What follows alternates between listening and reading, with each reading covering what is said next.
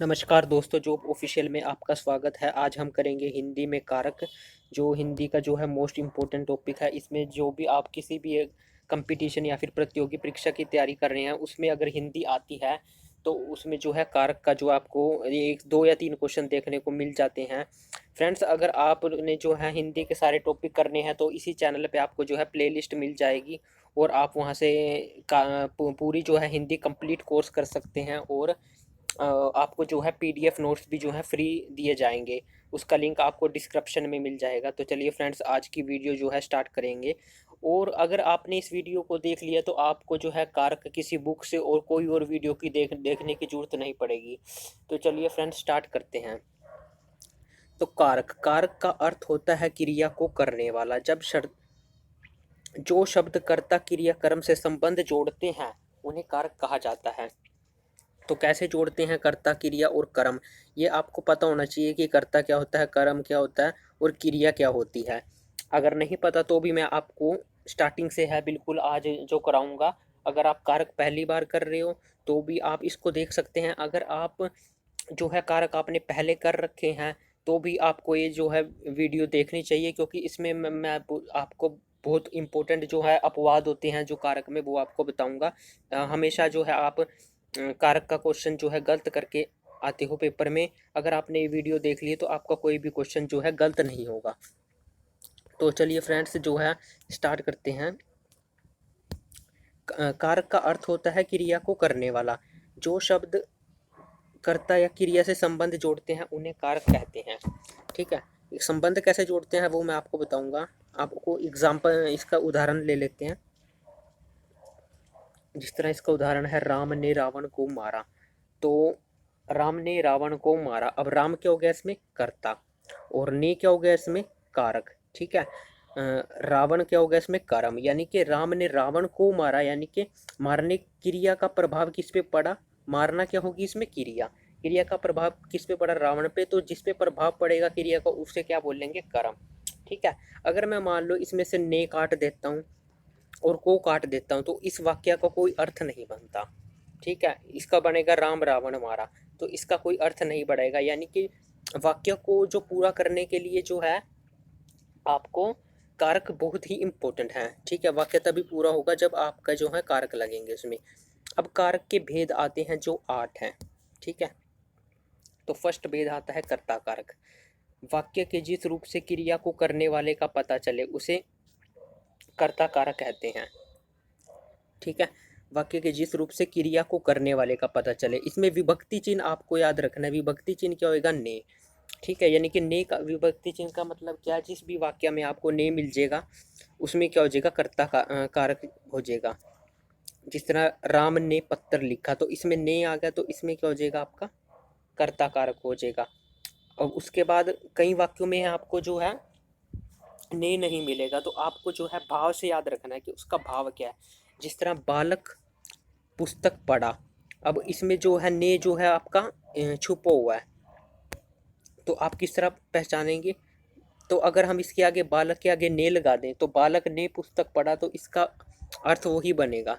ठीक है, यानी कि ने इसमें जो है आपका हिडन है, यानी कि छुपा हुआ है।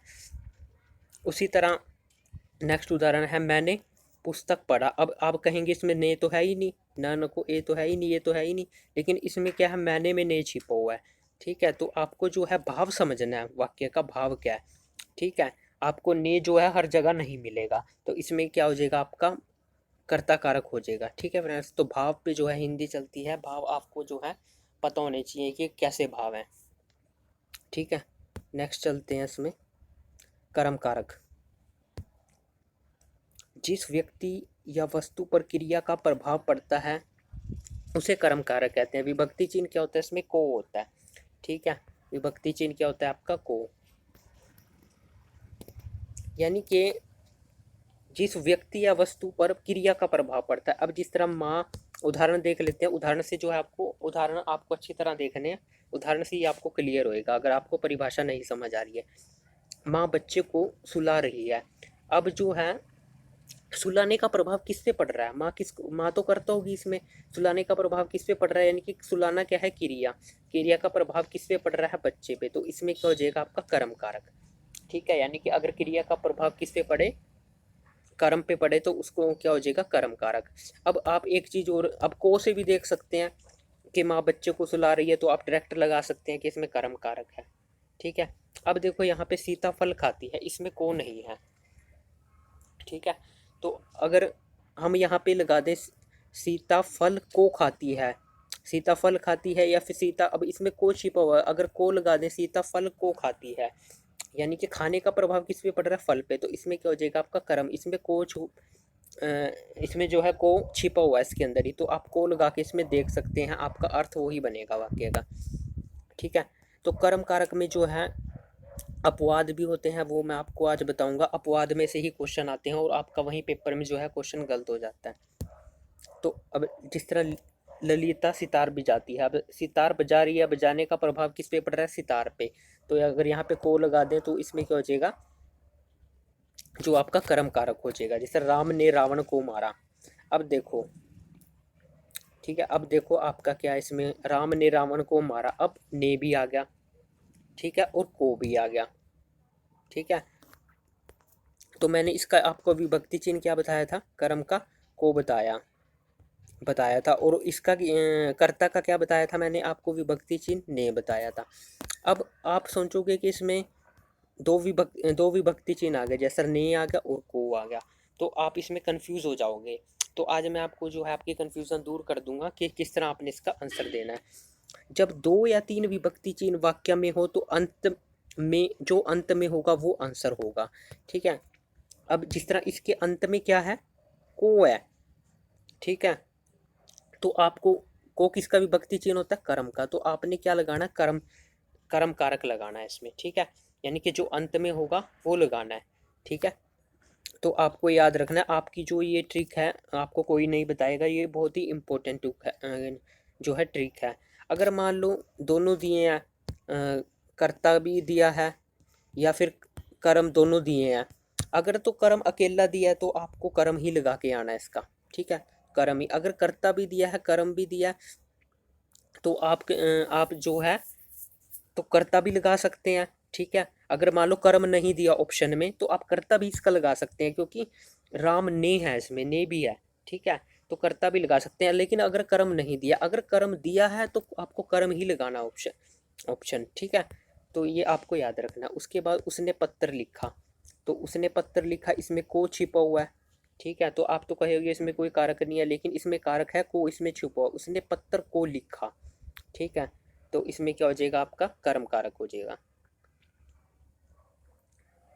ठीक है, अब अपवाद क्या है इसमें, जहाँ पे दूहना, दूहना का मतलब क्या होता है, दूध दूहना वाला, मांगना यानी कि भीख मांगना वाला, पकाना, चुनना, दंडित करना, चुनना, चुराना, बुलाना, पुकाना, अगर भागना, ये शब्द आपको मिल जाए तो आपको डायरेक्ट क्या, सीधा आपको क्या लगा के आना, कर्म कारक लगा के आना है। ठीक है, आपको कुछ नहीं सोचना, आपको सीधा क्या लगा के आना, उसमें कर्म कारक लगाना। जिस तरह वह गाय से दूध दूहता है, अब दूहता वाला मैंने आपको बताया, दूहता वाला मैंने आपको बताया शब्द, तो इसमें आपको ये नहीं देखना कि आप कभी कर्ण, कर्ण से, कभी कर्ण वाला लगा के आ जाए, कभी कर्ण, क्योंकि से विभक्ति चिन्ह आ गया, आप सोचोगे कि कर्ण है, लेकिन आपका वो आंसर क्या हो जाएगा, गलत हो जाएगा। अब यहाँ पे दूहता आ गया शब्द, तो आपको जो है कर्म कारक लगा के आना, यानी कि ये शब्द आपको मिल जाए तो आपको क्या लगा के आना, कर्म कारक। ठीक है, तो ये अपवाद है, अपवाद में से ही क्वेश्चन पूछे जाते हैं। उसके बाद आता है करण कारक। जिस अब मैं इसकी जो है आपको ट्रिक भी बताऊंगा कि आपको विभक्ति चिन्ह याद कैसे करने हैं। ठीक है, कर्ता ने, कर्म को, कर्ण से, ये आपने पढ़ा भी होगा बचपन में। ठीक है, जो आपने 9th 10th में पढ़ा भी होगा, लेकिन अभी भी मैं आपको जिसकी लास्ट में जो है ट्रिक बताऊंगा इसको याद करने की। अब कर्ण, जिस वस्तु की सहायता से जिसके द्वारा कोई काम किया जाए, उसे क्या कहा जाता है, कर्ण कहा जाता है। ठीक है, उसे क्या कहा जाता है, कर्ण कहा जाता है। इसका विभक्ति चिन्ह है से और के द्वारा। से और के द्वारा क्या, इसका विभक्ति चिन्ह है। जिस तरह बच्चे गेंद से खेलते हैं, अब मान लो मैं इसमें से गेंद हटा दूं, तो आपका जो है वाक्य कंप्लीट ही नहीं होता। बच्चे से खेल रहे हैं, किससे खेल रहे हैं, तो ये आपको पता नहीं चलेगा। अगर मैं बोतल यहाँ से उठा दूं, बच्चा बोतल से दूध पीता, बच्चा से दूध पीता, तो आपका वाक्य पूरा ही नहीं होता। तो आप ऐसे हटा के भी देख सकते हैं कर्ण कारक को, ये भी एक ट्रिक है। अगर अगर से और के द्वारा एक ही मतलब होता है इसका। इस तरह बच्चे गेंद से खेल रहा है, यहाँ पे आप से की जगह के द्वारा भी लगा सकते हैं, बच्चे गेंद के द्वारा खेल रहा है, खेल रहे हैं। ठीक है, तो से और के द्वारा क्या होता है, विभक्ति चिन्ह जो भी दिख जाए आपको इसमें कर्ण कारक होगा। अब जिस तरह राम ने रावण को बाण से मारा, अब देखो अब आप इसमें फिर कंफ्यूज हो जाओगे कि मैं कौन सा कारक लगाऊं, ने भी है, को भी है, से भी है। ठीक है, तो आपको क्या करना है, जो लास्ट में होगा, मैंने क्या ट्रिक बताई थी आपको, जो लास्ट में होगा वो आपको कारक लगाना है, यानी कि लास्ट में क्या से क्या, यानी कि कर्ण कारक हो जाएगा इसमें। ठीक है, आगे चलते हैं इसमें। अब इसमें अपवाद क्या है, जहां पर सात शब्द आ जाए, अंग भंग आ जाए, समय पूछा या बताया जाए, वहां पे आपको क्या लगाना है, कर्ण कारक लगाना है। जैसे मैं पिताजी के साथ बाजार जाता हूँ, अब साथ आ गया, यानी कि मैं पिताजी के साथ ही या मैं अपनी पत्नी के साथ बाजार जाता हूँ, ये जहाँ भी साथ आ जाए आपको क्या लगाना है, वहाँ पे क्या लगाना है, कर्ण कारक लगाना है। वह पैर से लंगड़ा है, अब यहाँ पे अंग भंग आ गया, वह या उसके दोनों हाथ से कटे हुए हैं, जहाँ भी अंग भंग आ जाए वहाँ पे क्या हो जाएगा आपका, सीधा आपको क्या लगाना, कर्ण कारक लगाना है। विभक्ति चिन्ह आपको देखना ही नहीं है वहाँ पे, चाहे से लगाओ चाहे को लगाओ। ठीक है, अंग भंग आ जाए, जहाँ भी साथ आ जाए तो वहाँ आपको क्या लगाना है, कर्ण कारक लगाना है। आज शाम 8 बजे पार्टी है, यानी कि समय या पूछा बताया जाए। ठीक है, तो वहाँ यहाँ पे समय की बात हो रही है तो आपको कर्ण कारक लगाना है। उसके बाद आता है संप्रदान कारक।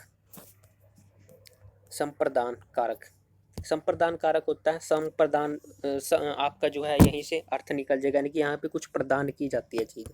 ठीक है, किस तरह, जिसके लिए कुछ किया जाए या जिसको कुछ दिया जाए। ठीक है, विभक्ति चिन्ह के इसका को और के लिए। ठीक है, उदाहरण देख लेते हैं। लोगों ने सर लोगों ने सरपंच चुनाव के लिए मतदान किया। ठीक है, लोगों ने, अब इसमें ने भी है कारक। ठीक है, कर्ता ने। ठीक है, तो आप इसमें क्या कर्ता कारक भी सोचोगे कि लगा के, लेकिन आपने ये देखना है जिसके लिए कुछ किया जाए। अब यहाँ पे के लिए आ गया। ठीक है, तो यहाँ पे आपने क्या लगाना, संप्रदान, यानी कि इसकी परिभाषा क्या थी संप्रदान की, जिसके लिए कुछ किया या जिसको कुछ दिया जाए। यहाँ पे सरपंच को चुनाव में क्या दिए जा रहे हैं, वोट दिया जाने के, मतदान किया जा रहा है, तो के लिए विभक्ति चिन्ह आ गया, उसमें क्या होगा, संप्रदान कारक। उसी तरह राहुल ने भिखारी को धन दिया। ठीक है, भिखारी को क्या दिया, धन दिया। ठीक है, तो यहाँ पे क्या हो जाएगा, संप्रदान, यानी कि उसको कुछ हमने दिया, प्रदान किया। ठीक है, उसके बाद सोहन, सोहन फल खरीदने बाजार गया। ठीक है, अब यहाँ पे देखो आपका विभक्ति चिन्ह कुछ भी नहीं है, तो आप इसमें कंफ्यूज हो जाओगे। ठीक है, तो इसमें क्या छुपा हुआ है, सोहन फरन खरीदने के लिए लगा सकते हैं ना अब इसमें। ठीक है, के लिए लगा सकते हैं, तो इसमें क्या हो जाएगा, आपका संप्रदान कारक हो जाएगा। ठीक है, अब इसमें अपवाद देखो कहाँ पे आता है, अपवाद भी देख लेते हैं इसमें। जहाँ पे आपको नमस्कार मिल जाए, नमस्कार शब्द मिल जाए या फिर प्रणाम शब्द मिल जाए, तो वहाँ जिस तरह गुरु जी ने को नमस्कार है, तो इसमें आपको जो है कारक नहीं देखना, कौन सा कारक है, विभक्ति चिन्ह नहीं देखना। ठीक है, तो आपको क्या इसमें लगाना है, आपको संप्रदान कारक लगाना है, सीधा नमस्कार देखते ही या फिर प्रणाम देखते ही, या आपको कुछ मिल जाए, जिस तरह जो चीज़ें सदा के लिए दी जाएं, जो चीज़ें सदा के लिए दी जाएं। ठीक है, जिस तरह राजा ब्राह्मण को दान देता, अब राजा ब्राह्मण को दान देता, उससे दान वापस नहीं लेगा, यानी कि सदा के लिए उसको दे दिया, तो इसमें क्या हो जाएगा आपका, इसमें आपका संप्रदान कारक हो जाएगा। ठीक है, देवताओं को समर्पित कोई चीज़, ठीक है, सदा के लिए होती है वो भी, यह हवन सामग्री देवताओं को समर्पित है। ठीक है, यह हवन यानी कि उसको समर्पित है, या फिर जिस तरह कोई नौकर रखता है कोई, वो उसको समर्पित होता है बिल्कुल। ठीक है, तो समर्पित वाली जो भी चीज़ है या उसका भाव आए, तो आपको उसका वहाँ क्या हो जाएगा, संप्रदान कारक हो जाएगा, ये आपको याद रखना है। ठीक है, अब आगे चलते हैं अपादान। अपादान का मतलब ही क्या होता है, किसी से अलग कोई चीज़ होना। ठीक है, अपादान कारक में जिससे किसी वस्तु का अलग होना पाया है। विभक्ति कारक क्या है, से, यानी कि जिसमें से आपको दिख जाए आप वहाँ अपादान लगा सकते हैं। जिस तरह दूल्हा घोड़े से गिर गया, दूल्हा क्या गिर गया, घोड़े से गिर गया, तो यहाँ पे से है, तो यहाँ से आप अपादान लगा सकते हैं। और दूसरी बात क्या आपको ध्यान रखनी है, यानी कि घोड़े से अलग हो गया, दूल्हा गिरकर अलग हो गया ना, तो यहाँ अपादान लग जाएगा। जैसे हिमालय से गंगा निकलती है, यानी कि गंगा हिमालय से क्या होगी, अलग हो रही है। तो यहाँ भी आपका अपादान हो जाएगा। बिल्ली छत से कूद पड़ी, यानी कि बिल्ली जब छत से कूदी उससे अलग होगी, यानी कि यहाँ भी आपका अपादान कारक हो गया। और आप से भी आप ध्यान में रख सकते हैं। अपवाद क्या अब इसमें अपादान में, जहाँ पर दो व्यक्ति या वस्तुओं की तुलना की जाए वहां सीधा आप क्या लगा सकते हैं, अपादान कारक लगा सकते हैं। जहाँ पे तुलना हो, जैसे राम सीता से बहुत अधिक सुंदर है, राम शाम से तेज दौड़ता है, कुछ भी आप लगा सकते हैं, यानी कि जहाँ पे तुलना हो। ठीक है, आपने क्या याद रखना है, जहाँ पे तुलना हो, ये आपको याद करना पड़ेगा, इसका रट्टा मारना पड़ेगा अपवाद का। ठीक है, जितने भी मैंने आपको अपवाद बताए हैं। ठीक है, जहाँ पे तुलना हो वहाँ पे क्या हो जाएगा आपका अपादान, अपादान कारक हो जाएगा तुलना वाले में। उसके बाद आता है संबंध कारक। संबंध कारक बिल्कुल ये आसान है, इसमें कोई अपवाद भी नहीं है आपका। संबंध, जिस व्यक्ति या वस्तु का दूसरे व्यक्ति या वस्तु से संबंध प्रकट हो, जिस तरह जिसमें विभक्ति चिन्ह का, के, की, ना, नहीं, या फिर संबंध आ जाए, संबंध से आप सीधा समझ जाओगे। जिस तरह सेना के जवान आ रहे हैं, यानी किसके जवान आ रहे हैं, के कारक चिन्ह आ गया इसमें। ठीक है, के से भी आप पहचान सकते हो, यानी क्या के की जिसमें आ जाए, रा रे री जिसमें आ जाए। यह अरविंद की पुस्तक है, यानी कि अरविंद का किसके साथ संबंध है, पुस्तक के साथ। ठीक है, यानी कि पुस्तक किसकी है, अरविंद की है। यह मेरा फ़ोन है, यहाँ भी लगा सकते हो, अभी यह मेरा फ़ोन है, यानी कि फ़ोन का किससे संबंध है, आपसे, तो संबंध कारक होगा। ठीक है, ये बिल्कुल ही आसान है, आप इसे आसानी से कर लोगे। उसके बाद आता है अधिकरण कारक। अधिकरण का कारक क्या होता है, तो अधिकरण कारक क्या होता है, जिस शब्द के जिस रूप से क्रिया के आधार का ज्ञान हो, यानी कि किसी का आधार पता चले। जिस तरह राहुल छत पर खेल रहा है। ठीक है, राहुल छत पर खेल रहा है। ठीक है, यानी कि राहुल का आधार क्या हो गया, छत। ठीक है, राहुल के यानी कि किस पे खड़ा है या बैठा है, किस पे खेल रहा है, छत पे है, यानी कि छत उसका आधार हो गया। पेड़ पर कोयल बैठी है, कोयल का आधार क्या हो गया, पेड़ हो गया। यानी कि जिसमें कोई आधार वाली चीज आ जाए उसमें क्या होगा, अधिकरण कारक हो जाएगा। और विभक्ति चिन्ह भी आप ध्यान में रख सकते हैं, में और पर। में और पर भी आपको जो है, जिसमें में और पर मिल जाए आपको, उसमें भी आप क्या लगा सकते हैं, अधिकरण कारक। जिस तरह सुरेश मैदान में खेल रहा है, यानी कि मैदान उसका आधार हो गया, इससे भी लगा सकते हैं, या फिर में आ गया इसमें। ठीक है, अधिकरण कारक हो जाएगा इसमें। उसके बाद संबोधन कारक, जहाँ पे हम किसी को संबोधन करते हैं। जिस तरह संबोधन किस तरह करते हैं, हे राम मेरी मदद करो, हे राम। ठीक है, हे राम जिस तरह हम बोलते हैं, तो वहाँ क्या हो जाएगा आपका संबोधन का। जहाँ पर बुलाने या पुकारने, चेतावनी देने या ध्यान बटाने के लिए संबोधित किया जाए, या किसी को संबोधित किया जाए, इस तरह हे भगवान इसका क्या हो जा, अरे अरे जितेंद्र कहाँ गया, अरे जितेंद्र कहाँ गया। यहाँ पे क्या हो जाएगा आपका संबोधन कारक। फ्रेंड्स, वीडियो जो है थोड़ी सी लंबी होगी है, तो आपको जो है, लेकिन मैंने आपको जो है कंप्लीट वीडियो है, आपको इसके बाद जो है सिर्फ प्रैक्टिस सेट लगाने हैं। आपका मन करे तो लगा सकते हैं, नहीं तो आपका यहीं से आपका जो है क्वेश्चन बन जाएगा पेपर में। आपका जो है क्वेश्चन बिल्कुल भी गलत नहीं होगा। अब जो है ट्रिक देख लेते हैं इसको याद करने की। कर्ता ने, ये आपको रखना, यानी कि कर्ता का विभक्ति चिन्ह क्या हो गया, ने। कर्म का विभक्ति चिन्ह क्या हो गया, को। कर्ण का क्या हो गया, से। ये ट्रिक है इसको याद करने की। संप्रदान का क्या हो गया, के लिए। अपादान क्या हो गया, से। संबंध का क्या होगा, का, के, की। अधिकरण का क्या हो गया, में पर। तो इस तरह आप इसको याद रख सकते हैं। आप 2-3 बार 3-4 बार इसको बोलेंगे तो आपको याद हो जाएगा। जिस तरह कर्ता ने, कर्म को, करण से, संप्रदान के लिए, अपादान से, संबंध का, के, की, अधिकरण में, पर, संबोधन, हे, अरे। ठीक है, आप जब इसको 3-4 बार आप पढ़ लेंगे तो आपको ये याद हो जाएंगे विभक्ति चिन्ह सारे। ठीक है, जिस तरह कर्ता ने, कर्म को, करण से, संप्रदान के लिए, अपादान के, अकाके की, अधिकरण में, पर, संबोधन, हे, अरे। तो आपको जो है बिल्कुल ये याद हो जाएंगे। फ्रेंड्स, अगर ये वीडियो आपको अच्छी लगी है तो चैनल को सब्सक्राइब करें, और वीडियो को जो है ज़्यादा से ज़्यादा अपने दोस्तों को शेयर करें। ठीक है, और इसका PDF का लिंक आपको जो है डिस्क्रिप्शन में मिल जाएगा। तो धन्यवाद फ्रेंड्स वीडियो देखने के लिए।